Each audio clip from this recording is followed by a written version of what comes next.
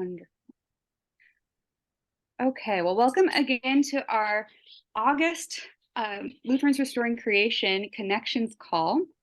My name is Sister Jessica Zimmerly. I serve on the board of directors for Lutherans Restoring Creation, and I'm happy to share that our beloved executive director, Phoebe, is still on her summer sabbatical. So I got to hang out with some of you at last month's call, and I'm running tonight's too, but we'll be back to normal with Phoebe rejoining for the September meeting. Our focus tonight is on energizing us and also our buildings and the work that is happening already and the work that can resource you to do that more fully in your congregational context. So we have two guest speakers. I'm still admitting folks in here, so excuse me as I get distracted with that. So first we are going to hear with Marquez, who is with an organization called Revolve, which is resourcing organizations to go solar and doing that in a way that centers climate justice. And then we'll hear from Reverend Noni Strand, who's a member of the LRC community and chairs the table for the Central State Synod group that's been doing work on the ground, and she and some members of her team will share how this is looking in their communities. And of course, my cat always wants to say hello. So here's the cat, which you'll inevitably see walk across the screen. So with that, welcome. We're grateful for our speakers, and we've got a fair amount to share about. So I'm going to turn it over to Marquez to share about the good work happening with Revolve. All right, thank you very much, Jessica, and it's a pleasure to be here. Thank you for inviting me and having us. My name is Marquez Mason. I am the solar account manager here at Revolve. Revolve, we are based in San Francisco, California. I personally live in Sacramento, California. We operate in all 50 states, and we have helped over 70, I want to say 75 other nonprofits go solar in 19 different states so far. So we've been around for about 12 years. And like I said, we're a nonprofit, and our sole aim is to help other nonprofits go solar. And a lot of that work is being done with houses of worship. And it's a big time for houses of worship, and I'll let you know a couple of reasons why that is. So first of all, solar has been around for a long time. It's been helping out the residential sector. It's been helping out the commercial sector a lot. One of the sectors that has been looked over or passed upon has been the nonprofit sector, specifically the houses of worship. I've been doing solar for 10 years, mostly on the residential side and commercial. One of the things that I noticed is I could help everybody in the community. Everybody can go solar. But when it comes to the community church or the community house of worship, they really can't go solar. There's no resources, there's no funds, there's no action in that space for the nonprofits to go solar. So that's what we're here to do. So Revolve, what we do is we fund your solar project and kind of like manage that whole process for the houses of worship. Funding means, so there's different ways. I don't want to get into all the different ways of how one is funded, but funding means pretty much you have a resource to go to purchase your solar system for you, and then after your solar system is connected and operating on your roof or what have you, then you would start making solar payments after that. These solar payments replace your current utility payments that you're making to your utility, right? So solar is designed to, one, be cleaner and better for the environment, more impactful for our community, but it's also designed to save you money.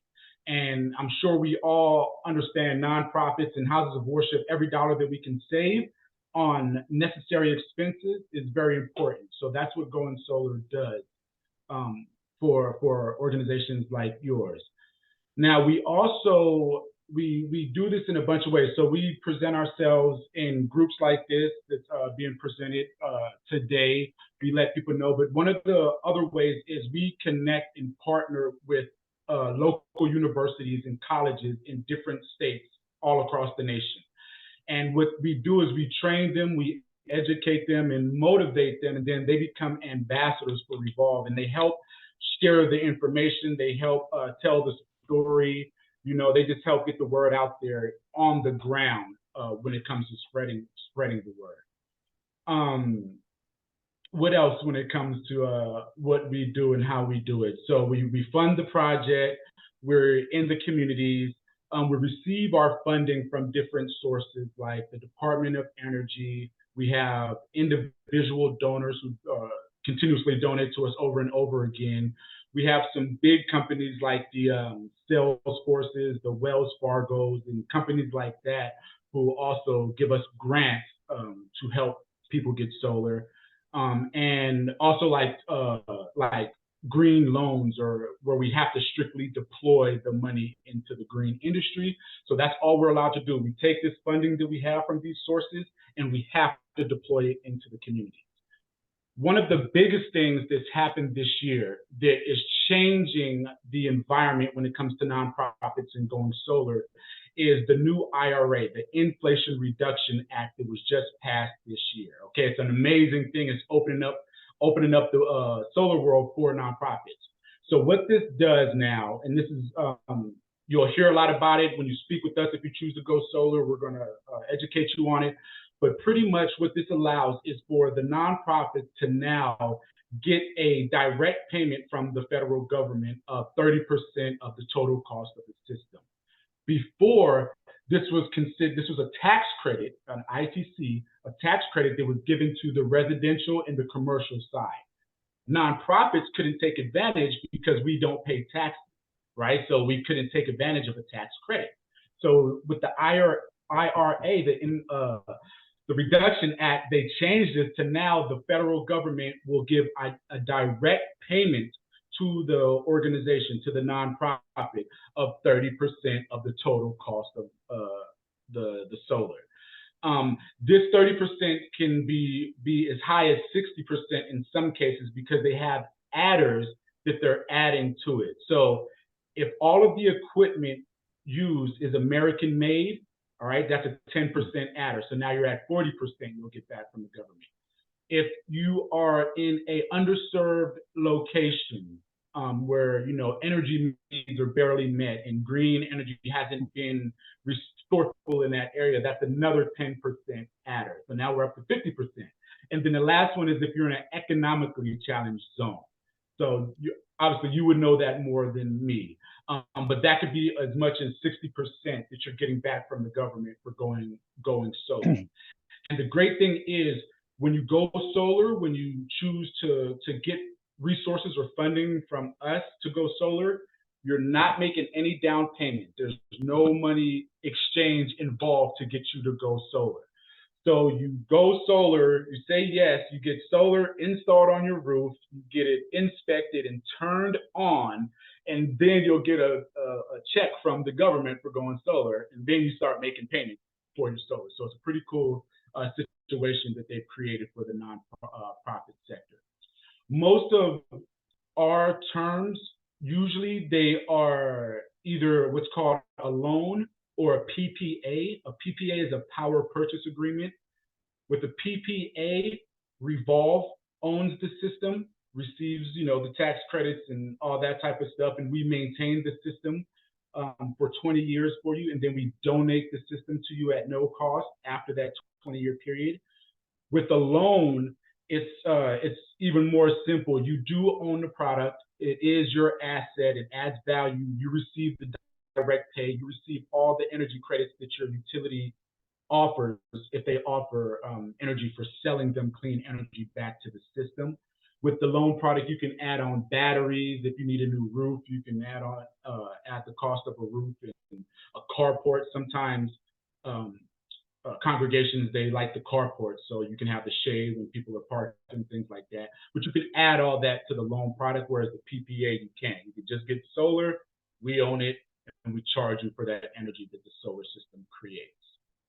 And what else? I think that's in a nutshell, that's kind of what's going on. I know there's specific questions, so I'll try not to overspeak and just maybe respond and go from there. That's okay.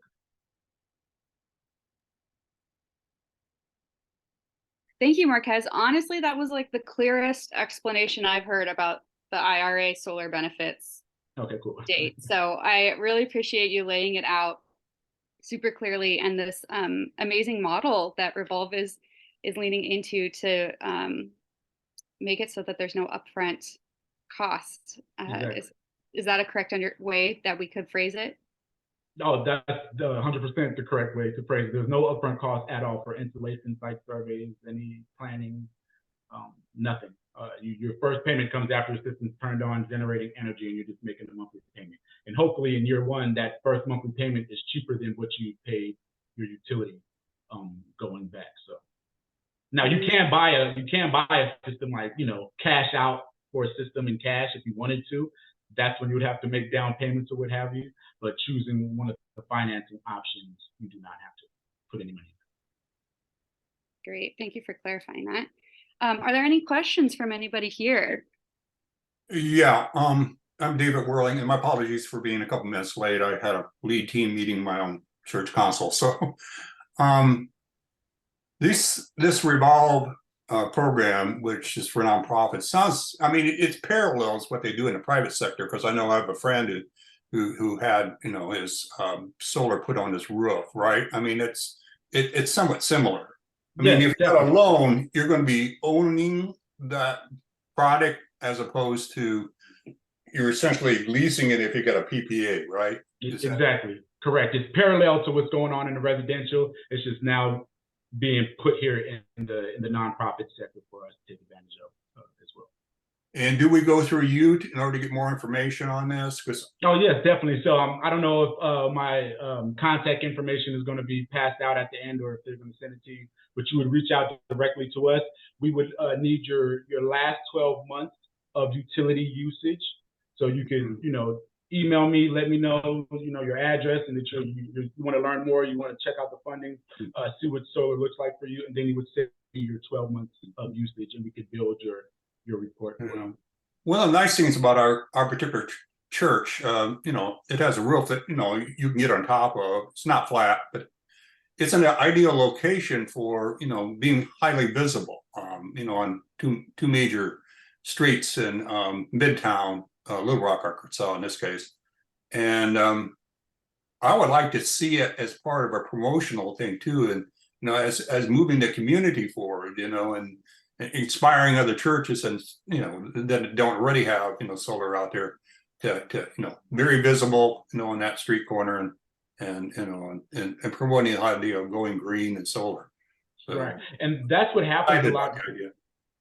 One of the things that we do after we install a project is we definitely want to share this information with the community. So what we do is we like to put out videos and do our social marketing of the project, but we also hold a ribbon cutting ceremony with the organization if they want to, if they choose to do that. We invite the news channels, we invite the local politics, we'll invite everybody, we'll let everybody know that we're going to have a ribbon cutting and things. And it does impact the community in ways that some people may overlook. Imagine, things happen in our community that go bad, like maybe the power goes out in a community, or there's a disaster or something. Usually the houses of worship are the place of refuge that people come to seek shelter, different things like that. Once you have solar, the whole community is going to see this, like you said. You have this big solar project going up in a town like Little Rock, Arkansas. The communities, they're going to be interested. They're going to want to know more. They're going to want to get solar for their home. But you also start to become a resiliency hub for the community, because once you add solar and maybe storage, now if there is something going on, a tragic disaster in the community, people will come to the church to seek shelter and help because they don't have power or things like that. So solar starts a big thing when you do it in the community, especially at the church, and that's why I'm excited always to give it to churches.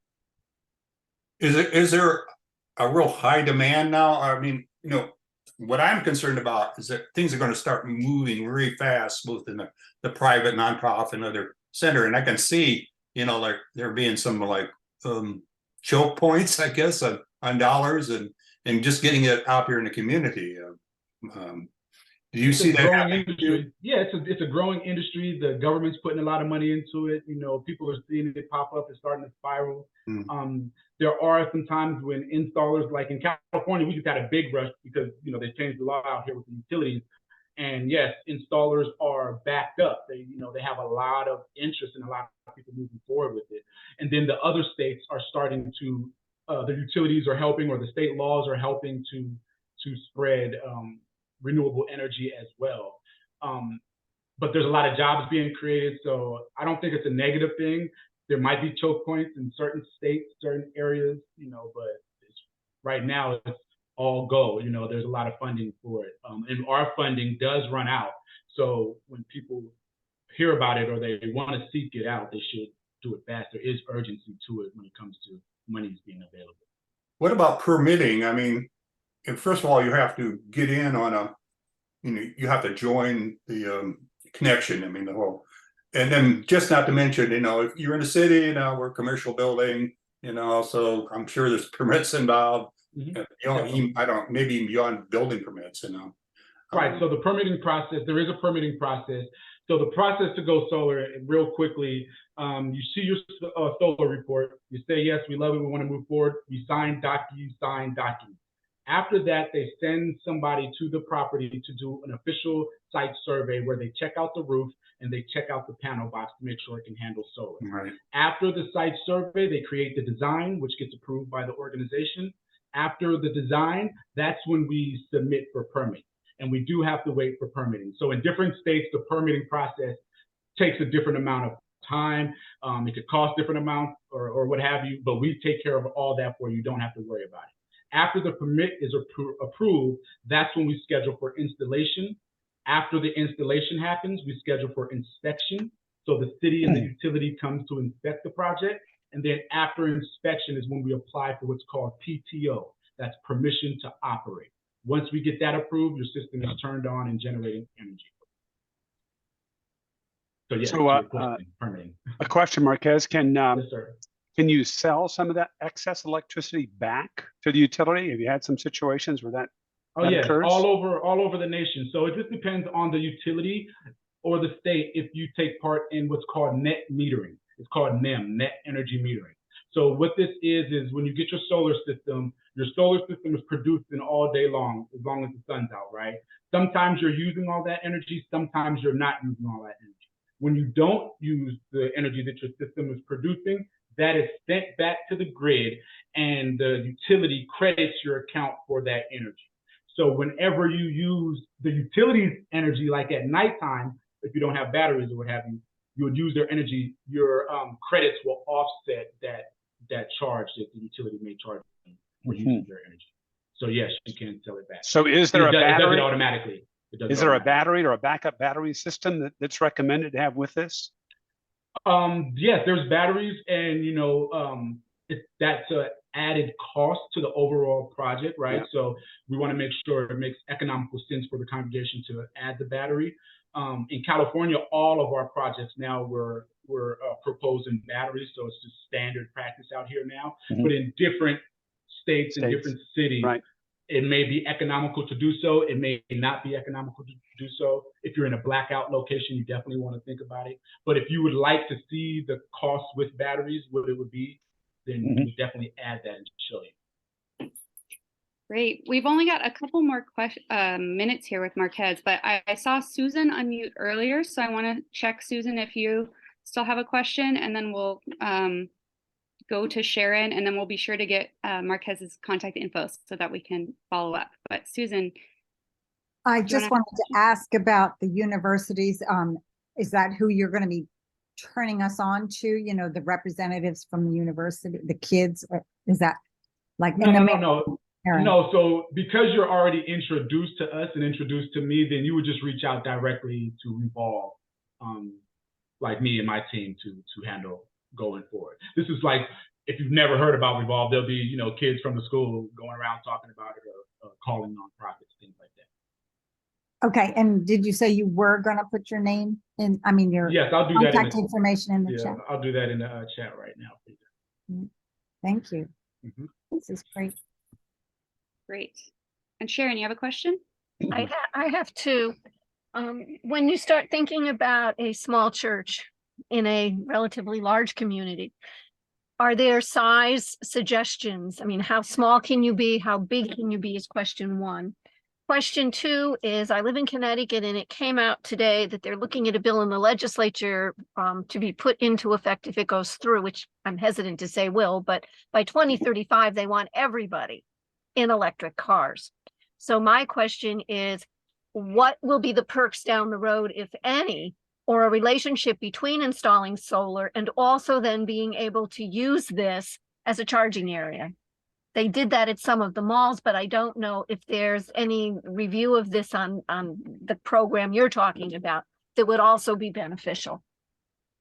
Yes, so when it comes to sizes, we do all sizes. So that's one of the good things about it. Some financiers and funders, they only work with the big, projects and what have you. So we do from the smallest of the small to the biggest of the big, as long as we can fund it, no worries. And then when it comes to the charging and going electric vehicles all across the nation, yes, that's being pushed big in California as well. So we can actually install car chargers and you use your solar to charge up your car. It all goes hand in hand, so that's not an issue at all. That's all part of it. Just like if you wanted batteries, you could want a charger as well, and you could install it. Mm-hmm. And Sharon, I know there's a lot of other states. Washington, where I'm located, has also passed an electric vehicle target goal, as is California. So I'm sure that there'll be more coming out around what that looks like and how we incentivize it. But Marquez, thank you. This is really an awesome opportunity, and I'm so glad to learn about it myself and to share it with our community. I see that you dropped your info into the chat, so everyone jot that on down.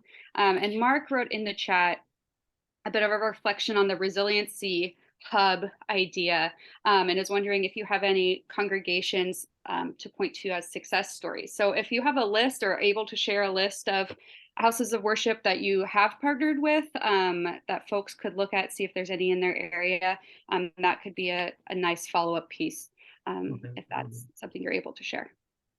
Yes, we definitely do, and a lot of people ask for things like that. So some states we don't have any installs in yet, but other states we do, and we usually we have somebody you can talk to all the time about our work in the process. Great. Well, again, everyone, let's do virtual applause for Marquez and thank him for his time. You're welcome to stick around if you want to hear from the team talking about what's going on in churches, but we also respect if you want to go off into your evening. Right, so I have 4 minutes until my next appointment, so right, I'm not done for tonight. So busy guy. Well, we thank you for giving some of your time to us, and I'm excited to hear who follows up, and hopefully there can be good fruit to grow from the conversation. So thank you. Appreciate the invite. Everybody's looking good, and everybody be safe and take care. Okay, and contact me if you need anything, and I'll help you. I'll be there. Great, thank you. All right, bye-bye. Okay, so for the second half of our time together, first of all, wow, I feel really encouraged learning about that. So my background, if I haven't gotten to meet you, I worked in the faith-based environmental movement for 10 years. I'm on leave of call currently. I'm kind of in a discernment phase, but it's always felt really difficult to navigate going solar with congregations, and that's something that I've worked on. But to have it presented in a way that's so clear with the financial risk, not even risk, but the financial responsibility being something that we can receive support around, that's really exciting and something I haven't heard much about. And it's an exciting way of seeing the IRA being implemented, as we know that this is new, thanks to that, that the nonprofits can receive these benefits. So I'm feeling hopeful after hearing from that, and I'm sure it's only going to get better hearing from our Central States team. So I'm going to turn it over to Noni, who is going to share a bit and invite some of her teammates to share what they're doing in their congregations around energy efficiency and sustainability. So go ahead and take it away. Thanks, Jessica. It's great to be able to share some of our work that we're doing. Our Central State Synod, which is Kansas and Missouri, our mission table for LRC is working with other synods across the United States, and we have formed a cohort of congregations and ministry sites that focus on establishing baseline of our energy use and then measuring our progress in reducing our greenhouse gas emissions. We are utilizing the resources of Interfaith Power and Light's Cool Congregations program, and also some congregations are using the EPA's Energy Start program. So currently we have 25 ministry sites and 40 participants as a part of this cohort. And we invite people to join at any time. It's kind of an ongoing process, and everybody's welcome. Education, collaboration, and guidance are provided as we go on a regular Zoom call every second Tuesday of the month at 7 o'clock Central Time. And then we also record those sessions so that people are able to view them if they're not available for the live conversation. Our goals for the cohort include demonstrating progress on our shared churchwide assembly and synod resolutions regarding reducing our greenhouse gas emissions by half by 2030 and going net zero by 2050. We also want to engage faith communities on the journey of restoring faith, justice, and creation in a culture of shared trust and listening as we learn from one another. And we want to provide a path forward to assist congregations and ministry sites in the future for this work. So it is really important that we use our collective energy for a more vital and vigorous response to a world in need. We have a couple of presenters from our cohort tonight. Cindy Gross is from Bethel Lutheran Church in University City, Missouri, which is a suburb of St. Louis. And also Susan Meyer of Faith Lutheran in Cockeysville, Maryland. Unfortunately, Steve and Kathy Couch from First Lutheran in Topeka, Kansas, are not able to be with us. They had a family emergency, so we will keep them in our prayers. But I'll turn it over to Cindy to share a bit about what they are doing at Bethel.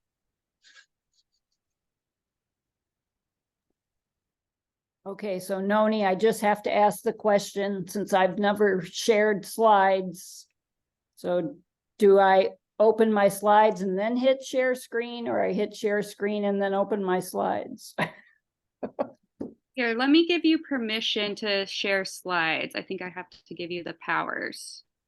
As long as you're doing that, do you mind doing it for me too, Susan Meyer? Okay. Make co-host. Okay, you should now be able to, Cindy, and I'm going to make Susan a co-host as well. And to your question, Cindy, go ahead and have your slides opened up, and then hit that share screen, and then you'll click on your slides, and that should work. Okay.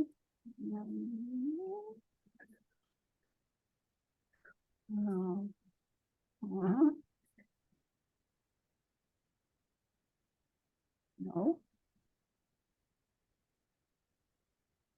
Bear with me. That's okay. We're learning all the time, and that's good. Yeah, this is not.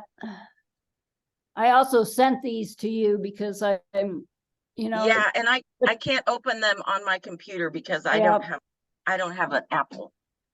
So the thing is, if I put the slide up, it's taking up my whole screen and then I can't see anything. So let me try again. What if, Cindy, do you want to email the slides to me and we can let Susan go first? Here we go. Yeah, Let me try this. Let me see if I have it now. Oop. If it takes the whole screen, you might hit the escape button and that might reduce the size so that you can go to share screen. Oh, oops.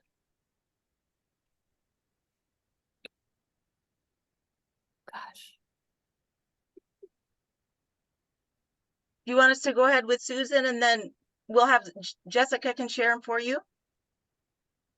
Yeah, that would be fine if she does it because Okay. it's asking me about preferences and all these other Zoom questions. Okay. Okay, Susan, Cindy. why don't you go ahead? Oh, there we go. Cindy, I will put my email address into the chat. I will chat you it. So if you can send it to my email, then I'll work on that while Susan shares. Okay.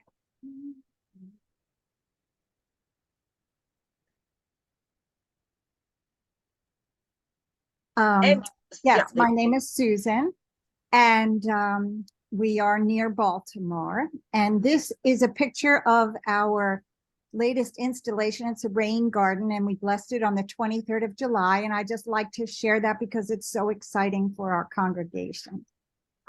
Okay, now I'd like to play this and go next. Okay. Are you able to see this okay? The diagram on the right side as well? Yes. Okay, Yes. good. So I'm taking the tact that I was so excited to learn how to calculate square footage because that is required on the Cool Congregations application or calculator, I should say. And so what I'd really like to do is inform you all about how to do this for your congregation. It's an important part of it, and it was something that everybody can do on Google. So I'll just go next. I use Chrome browser. I think that's what you might need to use. In the upper right-hand corner of your own screen, you see the little grid, and you click on that, and you'll see a little Google Maps app. And I'm calling this default mode because there's also a satellite mode, which many people have seen already. This is what comes up if I click on that, and this is where I live. And then also, it's other things that I've clicked on lately. My church is at Sherwood Road, 8 Sherwood Road. So I click on that, and it calls up, oh, another person's coming in. Okay, John Lintham. I'm calling attention down here to the lower part and inviting you to hover on that layers block. When you hover, it will expand into a few extra blocks. And then what you want to do is you want to choose the More button. And it will default to this visual, this view, I should say. But there's also a satellite view right next to that, if I mention that. And then this is the key right here, this little block called Measure. It's the coolest thing ever. So you zoom in on the item you want to measure. Here over on the right, you'll see a very light gray inside the whiter map. You start by pressing where you want to measure, and then you just continue around the perimeter of the item that you want to measure. And then you'll see down the bottom there, these three lengths are totaling 77 feet so far. So it measures the perimeter of the item. So here, once you enclose your item, you get the square footage, and that is the coolest thing ever. I would like to know that other people have already known this, but I didn't know it, so I'm not taking that for granted. This is just a little mention that the satellite version, you can also do it, but you see it's a little blurry. So if you prefer to do the satellite version, that's okay. You see the same blocks. You know, it's all about the measuring. Okay, so Once you get that square footage, you can go to the Cool Congregations calculator and start your process. And this is the first page of it. It's in 3 different sections because it was too long for one. So in that middle section, I'm highlighting the fact that, you know, this is where you put the size of your facilities. And then what you do in the upper part of the center there, you add in a report year. And so what we've done is we've put information in from 2017 up through 2023, but it's not all complete because we didn't have bills from every single month. So 2018, we actually don't have any information in. And so when I show you this, this is our emissions by year. So 2017 up through 2023, but like I say, there's no 2018. But it's just kind of what you would expect, you know, before the pandemic, we were at all record high. And then during the pandemic, you know, we came down, and then we're almost up to pre-pandemic levels. And then 2023 is really only half over. So that's why it's nice and low, but it will be okay. It will be going up. And so what we have decided as a church is that we will be exchanging our gas furnaces and old AC units in these following rooms, with efficient and all electric HVACs, both heating and air conditioning equipment. And this is my contact information. So I'll stop sharing and take it away. No. Did I stop sharing? Yes. Yeah. Thanks. Great. What I've appreciated so much about Susan and others is just their enthusiasm about learning new things. And you know, for some of us, I am not a big numbers person, so it's been great to learn from so many. We have so many incredible resources in our church. Jim Martin Schramm, Lisa Brinskelly, Pastor Gabriel Morgan.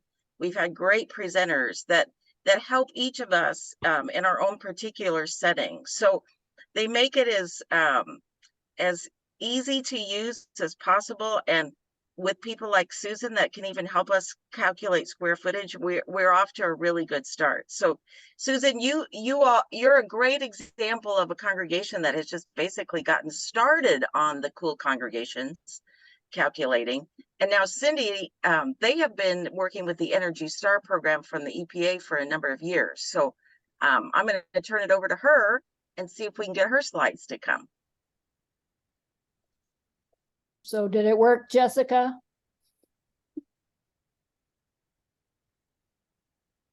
I'm still fighting with it. Let's And see. if it's a problem, I can just talk. They're not that detailed, but Yeah, if you want to just start, I also don't have the program to run it, so I'm trying to upload it to it, blah, blah, blah. So if you want to start, I'll keep working on that. And hopefully we can figure it out. But if not, it will take your wisdom from your mouth. all right. So as Noni said, I'm a member at Bethel Lutheran, and I became our energy steward in the year 2013. There was a national program called the Energy Stewards Initiative, where churches across the country could participate, and they basically taught us how to use Energy Star Portfolio Manager for tracking our energy usage. And so I just want to stress that I think this is a great tool to use for good stewardship. And the aims of the program is to use this tool so that you can measure and track your energy consumption as well as greenhouse gas emissions. And so you want to increase your building's energy efficiency. You want to reduce your greenhouse gas emissions. And at the same time, you're going to save money if you do those things. So that's great, because then you have financial resources to direct to other parts of your ministries. And what they taught us basically in participating in this program is you can't manage what you don't measure. So if you don't know how much electricity and gas you're using every month, over time, you really don't know if you're making improvements if you make changes to your building. So, and I am kind of a data person. I worked in a research lab, so I didn't mind, I guess, putting in numbers, but I haven't found anybody else. I thought there would be young folks that would want to do it too, and I haven't found anybody else yet. But but I do want to point out, so when we started, there were folks to help us in this program, but the EPA really does support this tool. And when I just went onto the search engine yesterday and said, beginner church, Energy Star, what came up were some really useful tools. So I wanted to point those out tonight. So first of all, there was a quick start guide in their how-to series, and it's like 2.5 pages long.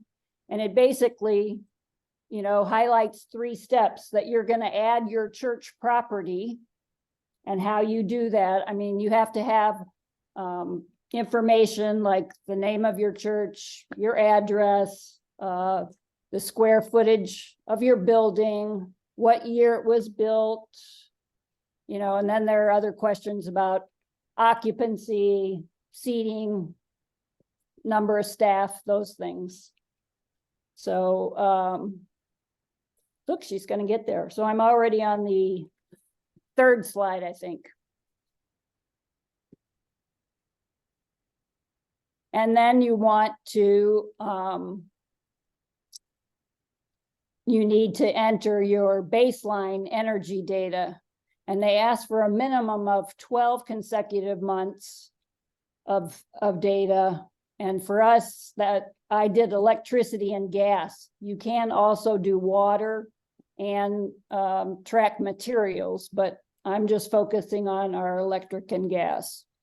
And I actually did 24 months as the baseline for us. And then this tool basically is there. You can go back and forth and look at your data over time and see how you're doing. So this just has the address, the link, so you can create an account if you want to start there. You can go on to the next slide, Jessica. The other really useful tool that they have is called the Energy Star Action Workbook for Congregations. And that's a 42-page workbook that really lays out what they think is, a most helpful process so that you can benchmark your worship facilities energy use and, celebrate your accomplishments over time with the congregation. It's also available as a 45-minute YouTube video. And in addition to that, they've got a help desk and different training videos that are available on their site. And then the one big thing I wanted to point out, I know this sounds like a lot of information and it can feel overwhelming. So, just getting all of that utility data together might take a while. I mean, I access ours online after setting up accounts. But once you've done this initial benchmarking, I spend probably only about 30 minutes once a quarter adding in our new data to keep track. So I've got my contact information there. If folks want to email me and ask questions, I'm really happy to do that. And then the very last slide is just kind of a screenshot of Bethel's page. So you can see we have a picture of our church there with the address up in the corner, Our church was built in 1933. We have an education wing that was built in 59, but it's all treated as one building because we have just one meter for monitoring each of those utilities. Our baseline score, it says showed as a 25 when we started. And in the year 2017, we were actually Energy Star certified. So this program keeps track of your score, and it runs from 0 to 100. And the closer you are to 100, the better off you're doing. So you have to have a score of 75 or above to apply for Energy Star certification. And in 2017, we did get up to an 81. So that was really a major accomplishment for us. And I have to give a shout out. The architects and folks from the U.S. Green Building Council helped do the certification that's required for someone else to look at your data and verify, you know, the things that you've said you've done, and take measurements to verify those things. So now you can see my current score, though, is only a 41. So it's not like this is just you get there and you're done. We had, well, for one thing, EPA adjusted the scores nationally for churches all across the country. And so our score, I think, dropped down into the 60s when they did that. And you're being compared to similar buildings, you know, based on the data that you put in. If your church is an older building, you're being compared to similar buildings. But then we also had pandemic. The folks on our health committee thought it was best that we had to have windows open in our sanctuary, even if the heat or the air conditioning were running. So of course, those were not very energy efficient measures once we were in our building again. And we've just had an old boiler that's finally given up the ghost, and we're looking at putting in new equipment this fall. So I'm hoping our score is going to start going back up the right direction. And that's, there was a question about the workbook. Is that available on that EPA Energy Star website? Is that where you get the workbook? yes. Okay. Yes. Somebody asked about that. And Mark, you had asked about if the Cool Congregations program talks about the location as qualifying for disadvantaged communities. I don't know. I don't recall seeing that. So I'm not exactly sure where you would get that information. A couple of, yeah, go ahead. What exactly did you mean by that, Mark? Well, I think in California, there have been several years and several iterations of identifying through a whole layer of GIS data disadvantaged communities. A lot of factors: ethnicity, poverty, air pollution, water quality, all that stuff. So there's a very sophisticated tool that, you know, boils down to being able to look at a site and see if it qualifies as disadvantaged. Anyway, for state resources, those are a priority. And I think there's, I know, a push for federal, but I just don't know EPA's practice or criteria for that. Well, in the IRA, yeah, the IRA might have some guidelines about that as well. The IRA is still very much in process, and is one of the things that I understand now. I should have asked Marquez about this, but we ran out of time. The funding through that will come through prime recipients, not directly to congregations, but there will be several larger grants that will be funded. And one of our ends for that is Interfaith Power and Light. They are applying to be a prime recipient. So then we, as smaller congregations and synods, we would work then to apply through IPL. So this is still all in process, and I don't think they have named the prime recipients yet. So there's still a lot being done through the IRA, and it depends a lot state by state. One of the things I didn't mention is the importance of getting energy audits. And again, that really varies from state to state. Some states, utility companies provide those at no cost. Sometimes you have to go to a private vendor. So one of the things we're trying to do too is to find ways that we can access information about quality energy audits for congregations, hopefully with some kind of grant possibilities or at a reduced rate from competent people. But that's a huge job because every state is different and every company is different. But those are some of the things that we have learned, and if we're open for questions, if there are any questions.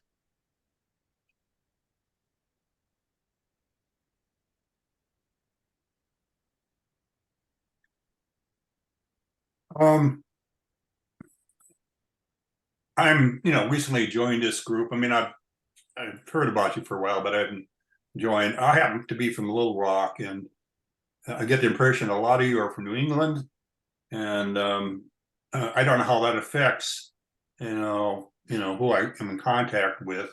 But I assume since I was inviting to this conversation that I'm welcome here. Oh, definitely. Several of us are from central states, so Kansas and Missouri. Especially in the cohort, because it started in central states. So, and we, to be honest, our opportunities for funding and access for all these things is much less here in the lower Midwest. So if you're in Arkansas, you may be kind of in the same boat that we are. Our energy company is not working with us well on solar, and Revolve sounds wonderful, but there are so many barriers that we have to overcome. So just know, David, if you need some, I don't have a lot of answers, but I can get you in touch with people who can get you some answers. Well, one of our people is getting in touch with the relevant party. Again, I'm not quite sure whether that is actually the state or whether I think it's a third party to do an energy audit for our church. We're in the process of doing it right now. Excellent.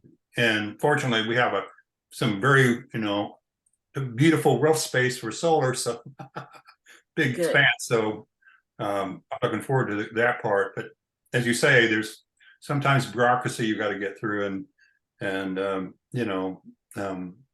just wondering where I can go for different things, and also give my support eventually, Sure. In the community. To me, that's, I see the future for our church or any church now is if you want to talk to young people, you start talking about, what are you doing for climate change, and why do you care, and right. Of course, my faith speaks much beyond that, because I'm going to go on the spiritual side of it too. But right now, I just want to get the physical stuff going. That's good because it's visible and it draws people's attention. Yeah. But if there's any way that we can help, there's a link in the invitation for the call tonight that has the page on our website, and it has my contact information. So, like I said, if I don't know the answer, I can point you in the right direction. And sometimes just talking to your utility companies can be very helpful in terms of the barriers that you face in the particular place where you are. I know that Phoebe is also working on some good contacts for energy audits with various engineers that are Lutheran across the country. So we're in a great process. We're working together, and we're just going to help each other out and keep moving forward. Excuse me. I think that I'm somewhat in the same basket that David is in. We're in Oklahoma. Yeah. And so we constantly fight the energy companies to do what we're doing and what we're involved with. And I don't know, David, are you part of the Arkansas Oklahoma Synod of the ELCA? Yeah, AOK as we call it. Yeah. Okay. And so with our new bishop being young and progressive, I think that we will have some good prospects for doing more things like this. She has become very interested in the styrofoam recycling program that we have going here in Norman, Oklahoma. Mhm. And we currently have taken 9,000 pounds of densified styrofoam out of landfills by capturing it and densifying it before it's gotten to the landfills. And so we're making our own way here. We may not Good. be able to eliminate single-use plastic bags yet, because the state legislature decided that towns could not have more stringent laws than the state has. And so we're recycling styrofoam and have been for the last 4 years. Yeah, I I've think been this talking to- also, yeah, this also points to the really important role of advocacy with your state legislatures, legislators. So there's a lot that needs to be done, especially in states like ours here in Arc Oak and Central States. Right. Yeah, thank you for pointing to that, both and of the action and the advocacy, you know, the tangible actions that we can take, and advocacy being both pillars that we need to lean on as we work for a just transition for our common home. Thank you for these presentations. I'm wondering if we can get copies. Well, I have Cindy's slides. Maybe we can get Susan's slides and try to get those out to you all. It might take a little while because I'm not sure how to use the email communication system while Phoebe is on sabbatical. But we'll try to get those maybe posted when we get this recording posted.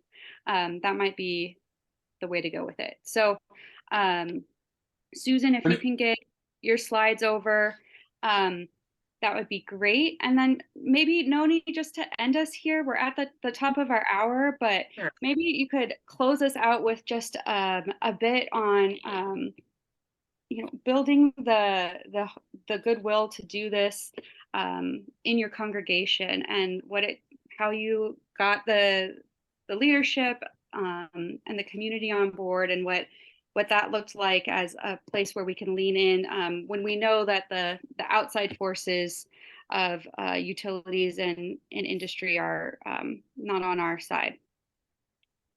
Well, I will just say the importance of staying connected to one another, and calls like this, Zoom has made that possible.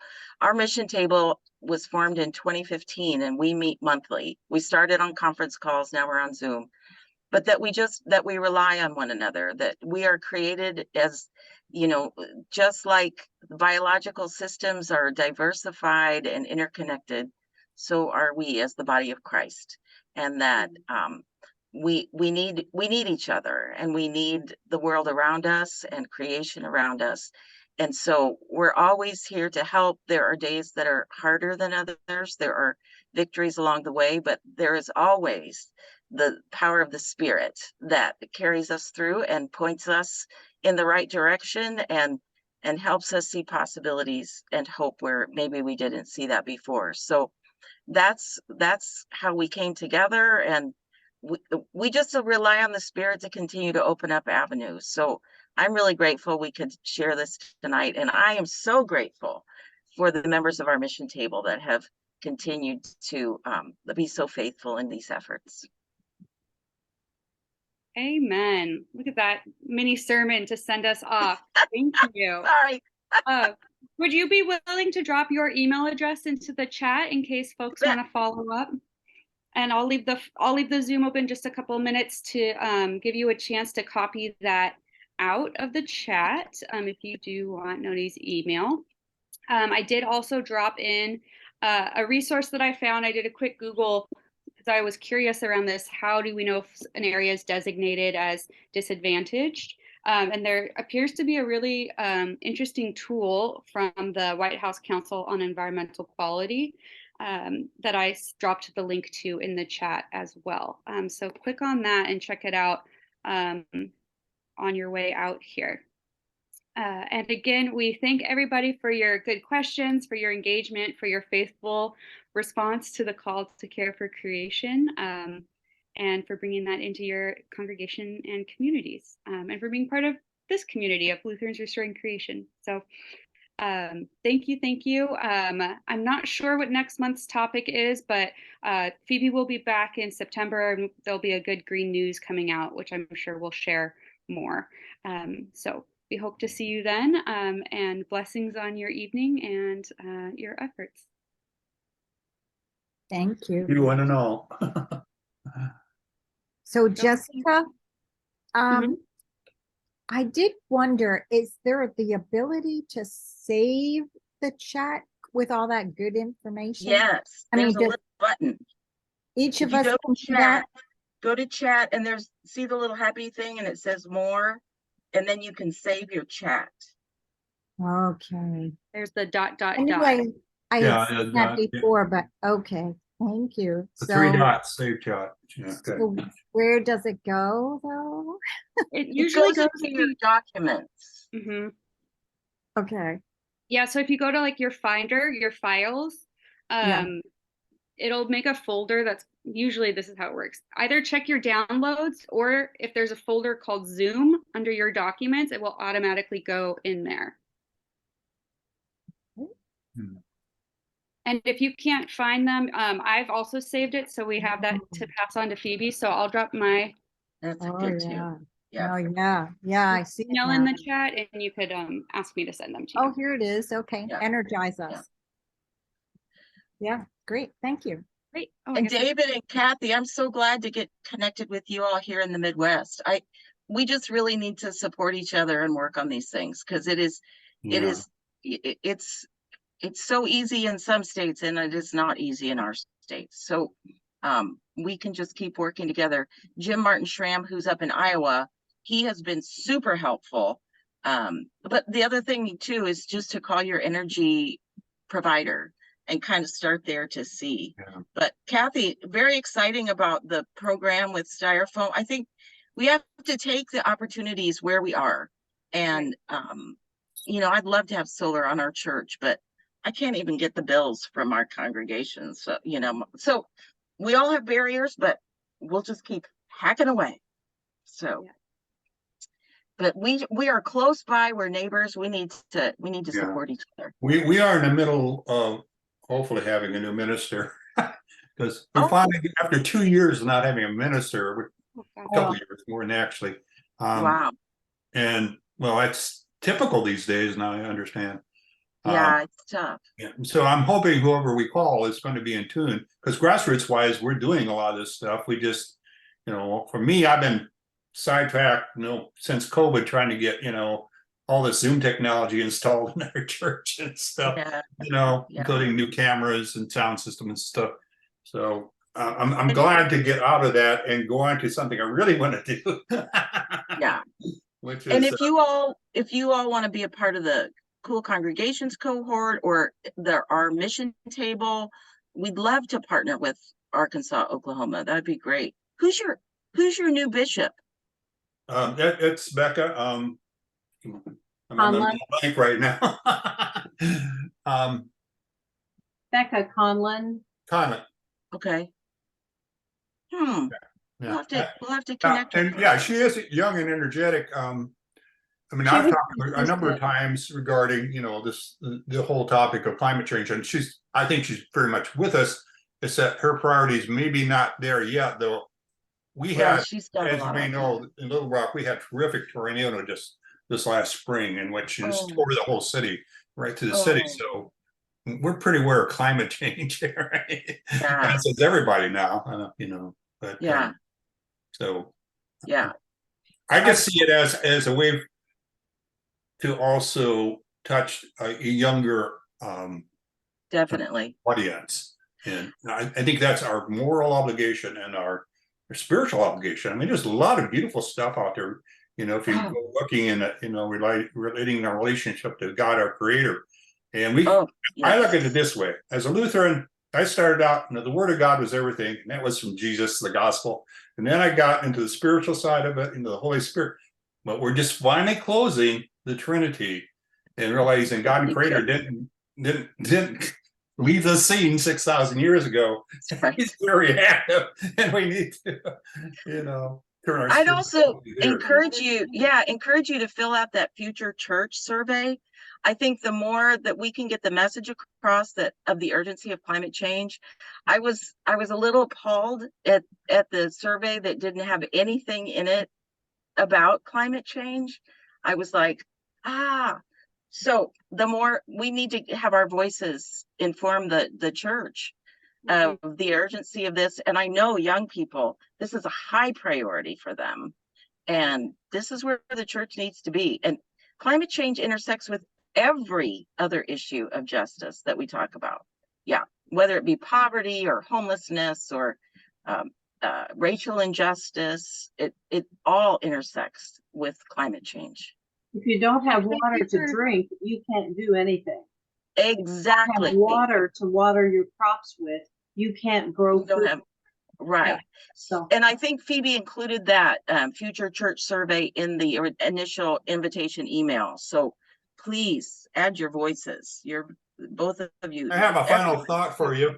Supposedly, and I don't know if this is real, but Martin Luther was asked, what would you do if you knew the world was going to end tomorrow? And of course, this is folk tales, but he said, I would plant an apple tree. You probably for that. Maybe all that. It's a great quote. Yeah. Mhm. Yeah. And we live on faith, but faith in action, faith active in love. Right. Yeah. Amen. Amen. I love this group. This is what keeps me going. Let me tell you, there are days when I'm like, this is great. Yeah. And Jessica, I am so grateful to Lutherans Restoring Creation at the national level. That has inspired our group and given us so much direction. And so bravo to all of you. And we're grateful for all the work that you all do. Oh, well, thank you. We couldn't do it without the community. So it goes both ways. Mhm. All right. Well, I'm glad to see these connections. I have to go off into my evening, but I'm happy to have spent this time with you all. And we'll see you at our next connections call, hopefully. Susan, And did you have something? I did just send that to you, Jessica. Did it possibly come through? It looks kind of big. The slides? Yes, I did receive it. Okay. Okay. So I made it in a PDF. I don't know if that's good for you. Let me know. That should work. Yeah, I think we can upload it Okay. that way. I'll check. And now I have your email, so if I need to follow up, I can. Okay. Thanks. All right. All right. Perfect. Great. Oh, thanks, Kathy, for doing that. I'm going to save that so I get the right one. Okay. Thank Great. you. Good night, everybody. I Good night.